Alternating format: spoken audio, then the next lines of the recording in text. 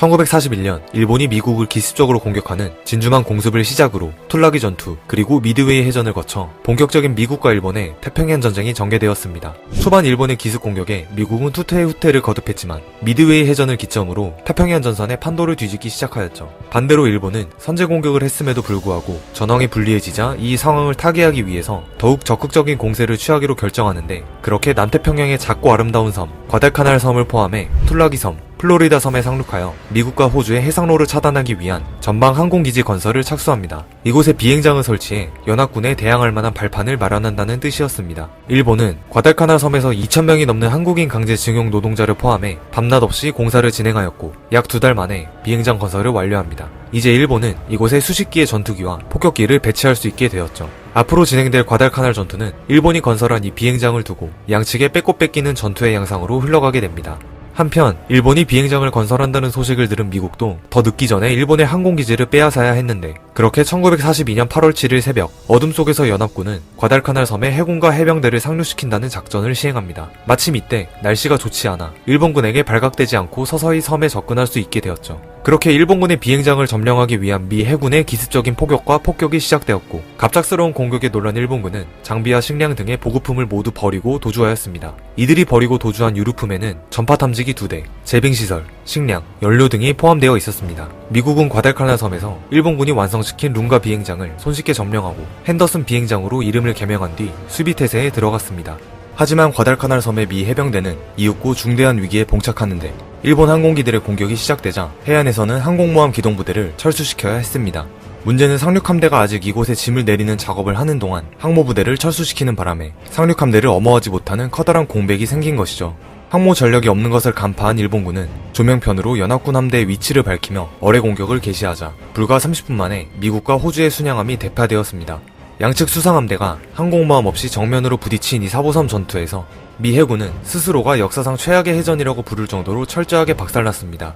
이때 미국의 터너 제독은 상륙 3일 만에 급하게 모든 함선을 철수했기 때문에 섬에 상륙해 있던 해병부대는 섬에 고립된 채 보급과 엄호를 더 이상 받을 수 없게 되었습니다. 이들은 일본군이 남겨놓은 식량을 먹으며 버텨야 했고, 이 또한 아끼기 위해 최소한의 양으로 배식했다고 합니다. 굶주림 속에서도 이들은 묵묵히 일본군이 만들어 놓은 비행장을 더 견고히 완성시켜 나가자 조금씩 미군의 항공기가 이곳으로 집결하기 시작했습니다.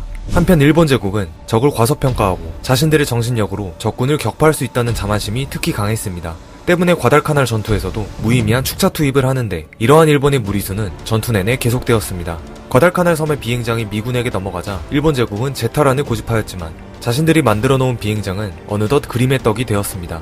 비행장 재탈환 작전에도 이치키 대자, 가와구치 소장의 연속적인 패배에 일본군의 병력 대부분이 정글의 고기 조각이 되어버렸습니다. 특히 이들은 급하게 정글로 도망치는 과정에서 엄청난 양의 식량과 군수 보급품, 심지어는 작전이 기록된 중요 서류 또한 고스란히 놓고 가게 되는데, 서류 문서를 검토한 미국은 일본군의 모든 작전 정보를 확보하게 됩니다. 이 충격적인 사실이 일본의 대본영에 다시 알려지자 일본은 혼란에 휩싸였습니다. 이제 주어진 선택지는 과달카날의 마지막 도박을 할 것인지 아니면 이곳을 순순히 연합군에 내어줄지 두 가지 선택밖에 없었습니다. 하지만 일본은 연속적인 대패에도 불구하고 더 많은 병력과 물자를 증파하여 모든 공세를 과달카날에 집중하기로 결정합니다. 미군은 무기와 보급면에선 풍족하지만 정신력이 나약하니 그 점을 공략하자는 일본의 사무라이 정신은 점점 자신들을 패망으로 이끌었고, 이러한 상황에서 미일 양군의 마지막 결전이 전개되었습니다. 연합함대 사령관 야마모토와 하쿠다케는 우선 전함으로 핸더슨 비행장을 포격하게 하고 서쪽 해안선에서 미군의 주의를 돌리기 위한 공격작전을 계획하였습니다. 추가로 정글에 숨어있던 주력군이 핸더슨 비행장 남쪽을 전면 침공하는 양동작전이었죠. 비행장을 선제 공격한다는 일본의 전함은 과달카날 전역 동안 일본 해군이 거둔 최대의 전과를 거두었습니다.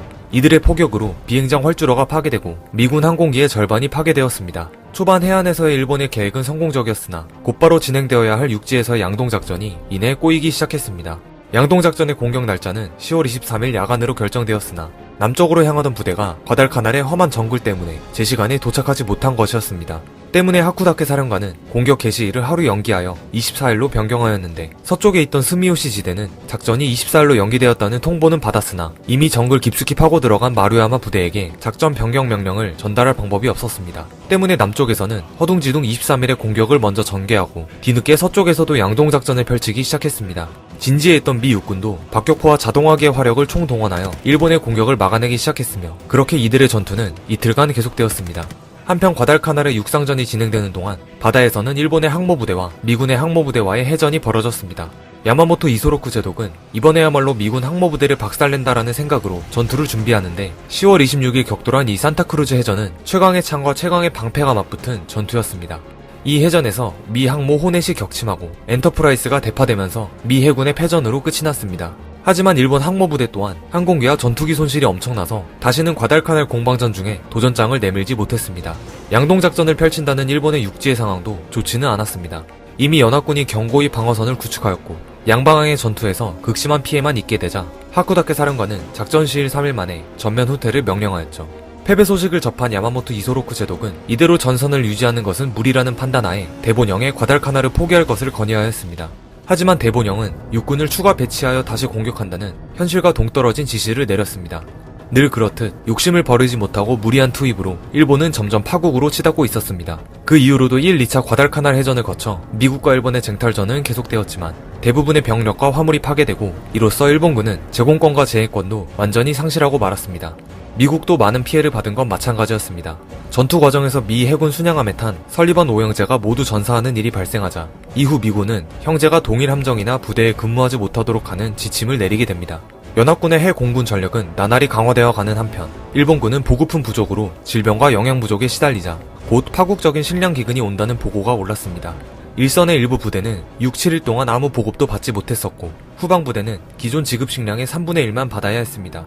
이러한 식량 부족에 병력들이 쓰러져 가자 일본은 되든 안 되든 이제는 해상 전투 임무에 투입되어야 할 구축함들에게 다시 식량 배달의 임무를 부여할 수밖에 없었습니다. 때문에 큰 드럼통들을 깨끗이 청소하여 이 안에 식량이나 의약품을 넣고 이것들을 밧줄로 연결하여 해변에 투하하면 둥둥 떠있는 드럼통을 일본군들이 회수하는 방법까지 고안하였습니다. 일본의 하쿠다케의 부대는 기아와 질병 그리고 연합군의 항공 공격으로 매일 50명의 장병을 잃어갔습니다. 이제는 더 이상 이곳에 미련을 가질 수 없었던 일본은 극비리의 철수작전 계획을 세우고 곧바로 육군과 해군의 철수를 개시하였습니다. 며칠이 지나서야 과달카날에 일본군 부대가 남아있지 않다는 것을 알게 된 패치 사령관은 과달카날의 완전 평정을 선언하고 작전을 끝맺음하였습니다. 과달카날에서의 약 6개월이라는 시간 동안 일본은 무리한 투입 중에도 일본인의 정신력을 믿었습니다. 이는 결국 적을 쉽게 생각하는 커다란 실수를 범하게 되었고 그들에게 정보마저 흘리게 되는 치명타로 이어졌습니다. 그리고 최초의 도서탈환 작전을 성공시킨 미국은 과달카날을 거머쥐면서 도쿄로 향하는 첫 발자국을 내딛게 됩니다. 이 영상은 액티비전이 제작하고 블리자드가 서비스하는 신작 게임 콜 오브 듀티 워존 퍼시픽을 담아 제작하였습니다. 콜 오브 듀티 워존 퍼시픽은 태평양의 한 섬을 배경으로 뚜렷한 특색과 지형적 가치를 지닌 여러 지역들을 가로지르며 상대방을 물리치는 배틀로얄 경험입니다. 비록 2차 대전의 특정 전투를 묘사하고 있지는 않지만 이번 영상에서 소개해드린 과달카날 전투처럼 태평양 어딘가의 섬 지역에서 벌어진 전투를 게임으로 즐겨볼 수 있는데요. 특수부대 요원이 되어 다양한 무기를 활용하는 백병전을 벌이고 전투기를 타고 공중전에 나서는 등 박진감 넘치는 즐거움을 만끽할 수 있습니다. 실제 전투에서 양측의 발목을 잡은 보급품 문제는 잠시 잊으셔도 좋습니다. 게임 속에서는 승리를 위한 다양한 무기와 보급품을 곳곳에서 확보하실 수 있으니까요. 150명이 배틀로얄을 펼치는 대규모 업데이트 콜 오브 듀티 워존 퍼시픽을 FPS와 배틀로얄을 좋아하시는 분들에게 강력 추천드립니다.